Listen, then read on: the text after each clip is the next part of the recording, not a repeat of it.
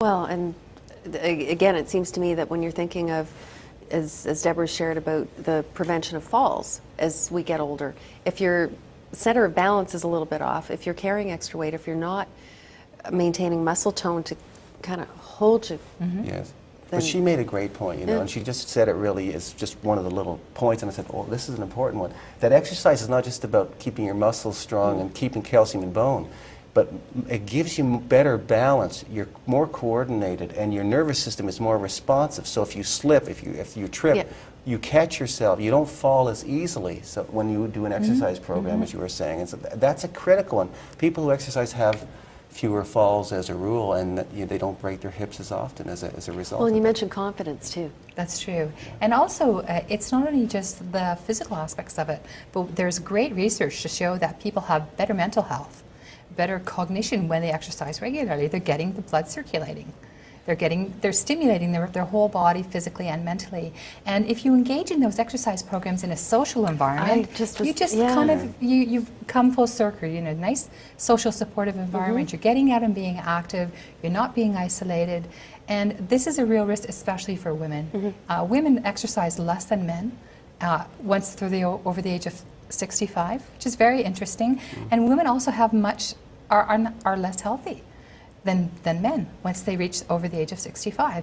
So we do see that it is a real challenge. And it's like, if you think about what's happening in the next decade, Health Canada, Statistics Canada is telling us that there's going to be 1.3 million seniors by the year 2011. And by the year 2030, we're going to double the percentage of seniors. And so we have to have really good education and community-based programs, and health providers like chiropractors and physicians and physiotherapists and all kinds of different health providers, naturopaths and nutritionists, need to work together to actually build those community efforts, so that when a patient comes into their family physician and they're 70 years old, it's not a social visit, but they actually get solid information about prevention and about how to engage themselves and keep themselves engaged in the community. I think a lot of doctors need to be maybe better informed as to how to treat an elderly person as a person. And really hear and see, because very often it seems that they don't kind of get treated as if they're capable of more than the way they're feeling right now. And as James has shared, with proper care and prevention and supplementation, we should have more longevity. As you've shared about the exercise, so if you're eating well and supplementing, you're getting enough exercise, you should be able to do a lot more than has been thought to be possible.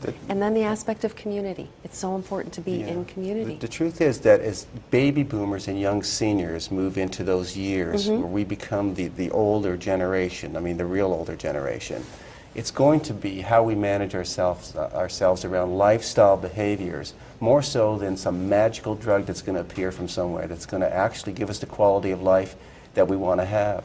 And so the message really to the viewers is, you need to get, if you haven't done it yet, it's in your best interest to get on track and find out where you stand and what proactive strategies make the best sense for you, and to get guided into those steps in a way that is going to be meaningful to your life, and to understand that you can't maybe do it overnight. It's a wellness continuum. You gradually get in, and before you know it, you're finding a lot of other people who are doing the same thing. It gives you some reassurance that you're not in this thing alone and participating this way. That is wonderful. We have great information from each of you, websites to go to. If you had one tiny boost for the people watching, just to encourage them to get the advice, what would it be? To make a change. To make a change, absolutely, just to make a commitment to yourself that you want to live a healthy life, a happy life. Stay involved with your family and your friends, and that'll bring out the social nature of exercise and all of the different things you need to do. Great. Yeah, I'd say, a body at rest stays at rest.